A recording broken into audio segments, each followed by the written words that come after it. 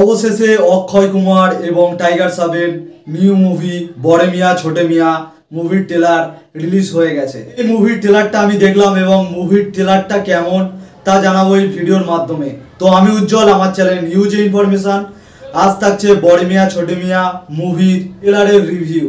3.5 মিনিটের একটা trailer release হয়েছে এবং ট্রেলারের মধ্যে যা দেখলাম শুধু অ্যাকশন অ্যাকশন আর অ্যাকশনে ভরা। মানে আমরা পুরানো খিলাড়ি মানে অক্ষয় কুমারকে আবার এই মুভির মাধ্যমে অ্যাকশন ফিল্মে আবার কামব্যাক করতে দেখতে পাবো।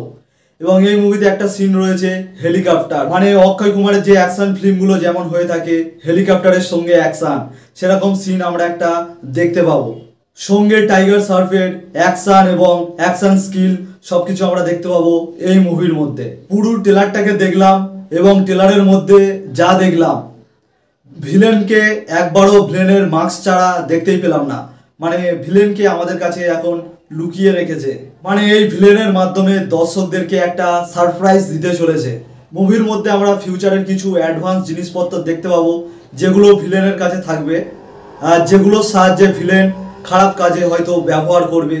ট্রেলারের মধ্যে একটা জিনিস দেখে সত্যি ভালো লাগলো, যেটা ট্রেলারের লাস্টে আমরা দেখবো অক্ষয় কুমার এবং টাইগার শ্রফের মারপিট। মানে ওয়ার মুভির মতন যেরকম আমরা দেখেছিলাম ঋত্বিক এবং টাইগার শ্রফের মারপিট, এখানে দেখতে পাবো অক্ষয় কুমার এবং টাইগার শ্রফের একটা অ্যাকশন রয়েছে। এবং এই অ্যাকশনটা তারা কেন করছে সেটা তো মুভি দেখার পরেই আমরা জানতে পারবো। ট্রেলার দেখে বোঝা যাচ্ছে অক্ষয় কুমার একটা অ্যাকশন মুভি নিয়ে আবারও কাম ব্যাক করতে চলেছে এই মুভির মাধ্যমে। আর অ্যাকশন লেভেলটা এই মুভির মধ্যে অবশ্যই হাই হবে, কারণ দুটো অ্যাক্টর রয়েছে টাইগার শ্রফ এবং অক্ষয় কুমার। তো মুভি অবশ্যই হিট হতে চলেছে। আর এই মুভির রিলিজ ডেটও জেনে গেছি আমরা, 10ই এপ্রিল এই মুভির রিলিজ ডেট। তো এই মুভির জন্য আমিও অপেক্ষা করে রয়েছি, আর মুভিটা কেমন কি হয় সবকিছু জানাবো আমার এই চ্যানেলের মাধ্যমে।